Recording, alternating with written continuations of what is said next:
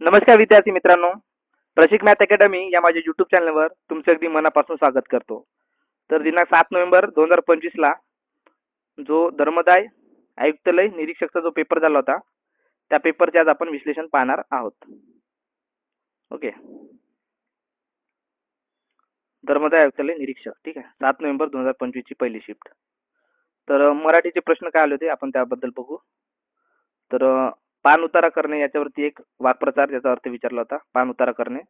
त्यानंतर मग घरोघरी मातीच्या चुली अशी म्हण विचारली होती. त्यानंतर मग एक कोला 17 ठिकाणी व्याला. ठीक आहे, एक कोला 17 ठिकाणी व्याला याचा अर्थ विचारला होता. त्यानंतर सहोदर शब्दाचा समानार्थी शब्द विचारला, सहोदर म्हणजे बंधू भाऊ. त्यानंतर मग पुष्प, पुष्पचा समानार्थी शब्द कोणता नाही असे विचारले होते. पुष्प म्हणजे सुमन होते, फुल होते. ठीक आहे, तर कोणता नाही असे विचारले होते. तळ ठोकणे याचा वाक्प्रचार विचारला, तळ ठोकणे म्हणजे मुक्काम करणे होते. त्यानंतर रवींद्रनाथ टागोरवरती पॅसेज होता. ठीक आहे, त्यावर 3 प्रश्न होते आणि सेम पॅसेज हा कधी होता तर 11 नोव्हेंबरच्या सेकंड शिफ्टला सुद्धा हाच पॅसेज होता. त्यानंतर मग शुद्ध लेखनानुसार वाक्य बरोबर 2 वाक्य होते. त्यानंतर मग वाक्याचा क्रम लावायचा होता, 2 वाक्य. त्यानंतर मग क्रियाविशेषण अव्यय ओळखा, 2दा असे 2 प्रश्न होते. त्यानंतर मग क्रियापदाचा प्रकार ओळखा याच्यावरती प्रश्न होते. ते सर्वजण उशिरा झोपतात अशा प्रकार प्रश्न होता. ते एवढे हुशार असूनही वाचतात किंचित ओळखतात याचा क्रियाविशेषण सांगायचा होता. तर याचा क्रियाविशेषण काय आहे तर किंचित. त्यानंतर मग वाक्यामध्ये कादंबरीत हा शब्द शुद्ध लेखनानुसार शोधायचा. ठीक आहे, असं वाक्यामध्ये दिलं होतं. त्याच्यामध्ये कादंबरी शब्द हा चुकीचा दिला होता, त्याची आपल्याला बरोबर ओळखायचं होतं. त्यानंतर मग वरचा विशेषण प्रकार ओळखायचा होता. ठीक आहे, इंग्लिश तोच पॅटर्न होता सेम, म्हणजे पॅसेजवर 5 प्रश्न होते. पॅराजंबलवर 4 क्वेश्चन होते, वन वर्ड सबस्टिट्यूशन होते 2, इडियम फ्रेजेस होते 2, सिनोनिम्स एंटोनिम्स भरपूर होते, 4 ते 5 जवळपास सिनोनिम्स एंटोनिम्स होते. त्यानंतर फिल इन द ब्लँक्सवर प्रश्न होते आणि ग्रामर एरर पण होते. रिजनिंगवर आता रिजनिंग खूप सोपी होती. रिजनिंग 25 आउट ऑफ 25 घेण्यासारखं होतं आपल्याला, तेवढा काय टफ नव्हता म्हटलं. तर वर्तुळकार बैठकीवर 2 प्रश्न होते. त्यानंतर सरळ रांगेवर बैठकीवर 2 प्रश्न होते. एकच प्रश्न होता याच्यावरती, सॉरी. सरळ रांगेत बैठक पद्धतीवर. अंक श्रेणी म्हणजे नंबर सिरीजवर 3 प्रश्न होते. लेटर सिरीजवर पण प्रश्न होते. त्यानंतर सिम्प्लिफिकेशनवर 2 प्रश्न होते. बेसिक मॅथमॅटिकल ऑपरेशन वर 2 प्रश्न होते. त्यानंतर आपण जीएचे प्रश्न बघू. आता जीएचे आपल्याकडे किती प्रश्न आहेत जवळपास? तर 19 प्रश्न आहेत. 19 प्रश्नामध्ये तुम्ही चेक करा की तुमचे किती बरोबर आहेत एकूण. ठीक आहे, जेणेकरून तुम्हाला अंदाज येईल की तुमचे जीएस मध्ये जर जीएस मध्ये चांगला स्कोर झाला आणि इंग्लिश मध्ये स्कोर झाला तर तुमचे लागण्याचे चान्सेस हे जास्त आहेत. ठीक आहे, कारण की बाकी रिजनिंग मध्ये वगैरे मुलं आउट ऑफच मार्क घेतात, मराठीमध्ये जवळपास आउट ऑफच घेतात. फक्त आता विषय जर आला तो फक्त जीएसचा, जर जीएस मध्ये जर चांगले मार्क आले तर आपला गेम ओके आहे. ठीक आहे, तर कृष्णा नदीच्या प्रमुख उपनद्यामध्ये म्हणजे कृष्णा नदीची प्रमुख उपनदी कोणती म्हणून विचारलं होतं. ठीक आहे, तर त्याच्यामध्ये भीमा, तुंगभद्रा, घटप्रभा, मलप्रभा, मुशी यांचा समावेश होतो. ठीक आहे, तर भीमा ही सर्वात लांब उपनदी आहे. तुंगभद्रा ही सर्वात मोठी उपनदी आहे कोणाची? कृष्णा नदीची.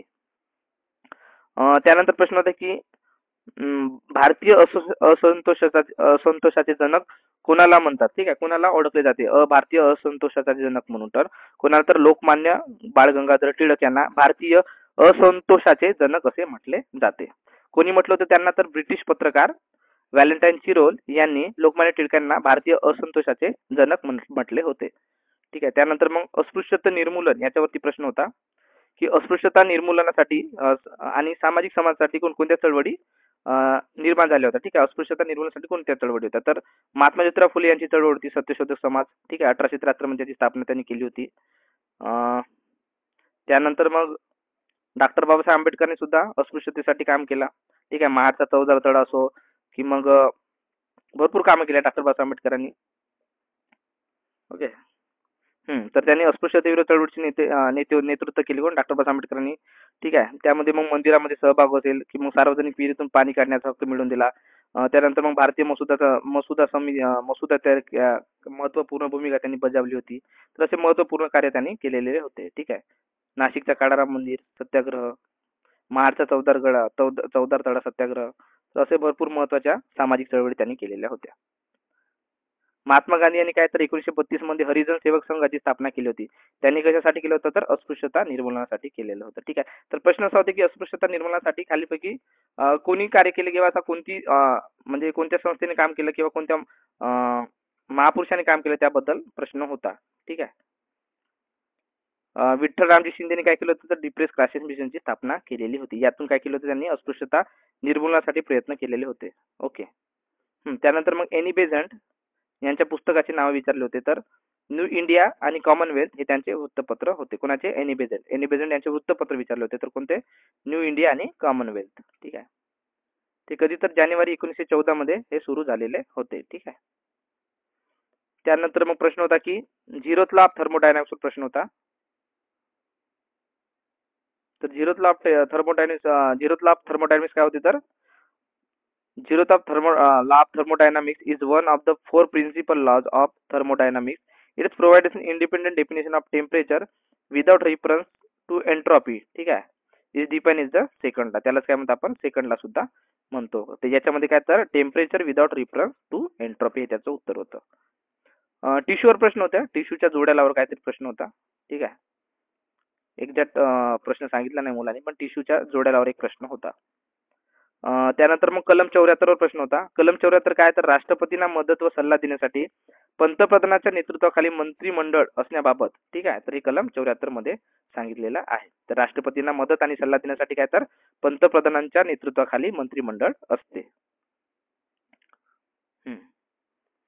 त्याच्यानंतर मूलभूत कर्तव्य कोणत्या घटना दुरुस्तीने जोडण्यात आले एक प्रश्न होता. तर 1976 मध्ये 42व्या घटना दुरुस्तीने काय तर मूलभूत कर्तव्य जोडण्यात आलेली आहेत.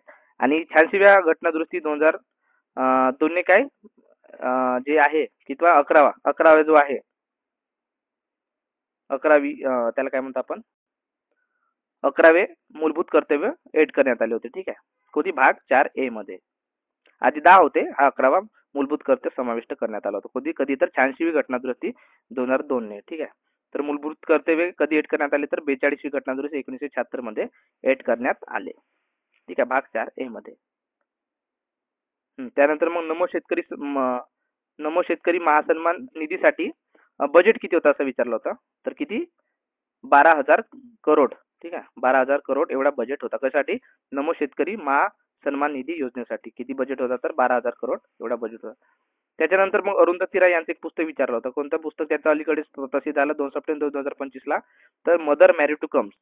मदर मॅरी कम्स टू मी हे पुस्तक अरुंधती राय यांचं कधी झालं तर 2 सप्टेंबर 2025 रोजी प्रकाशित झालेले काय संस्मरण त्याला आपण मेमोरियल म्हणतो. मेमोरी म्हणतो त्याला आपण. त्यानंतर प्रश्न क्रमांक 11 दख्खनच्या पठारावर काळी मृदा.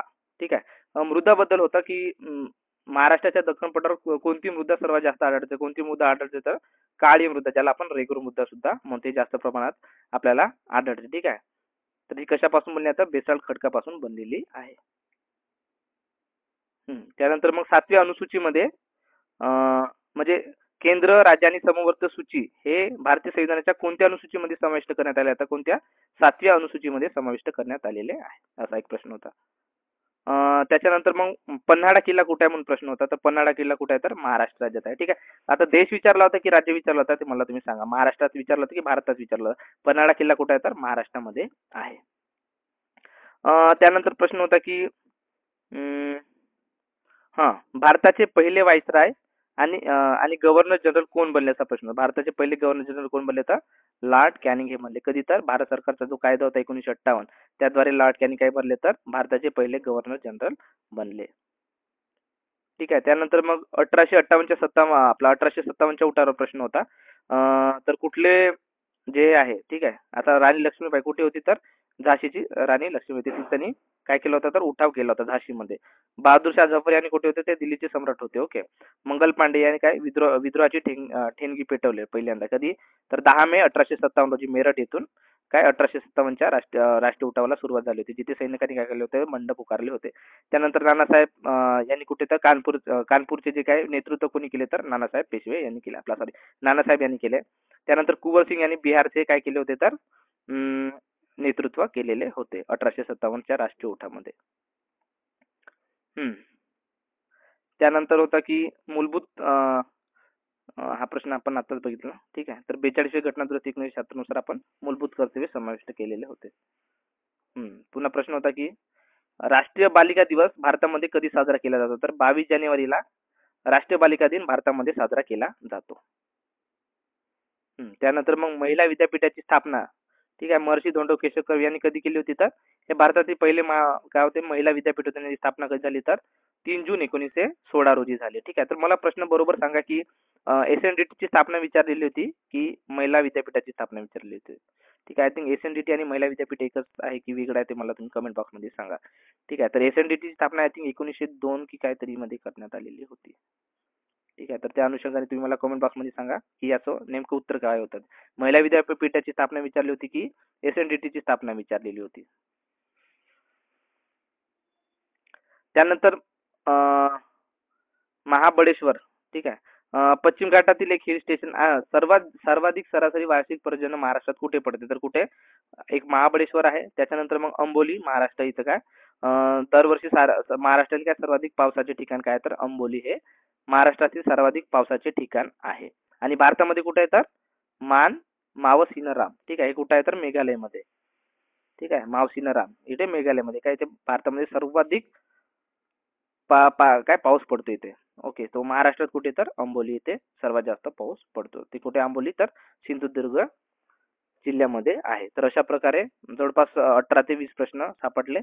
तर त्या अनुषंगाने तुम्ही चेक करून घ्या की तुमचे किती बरोबर आहेत. ठीक आहे. तर जीकेचे प्रश्न जर जास्तीत जास्त बरोबर तुमचे असतील तर तुमचे लागायचे चान्सेस सुद्धा तेवढेच जास्त आहेत. ठीक आहे.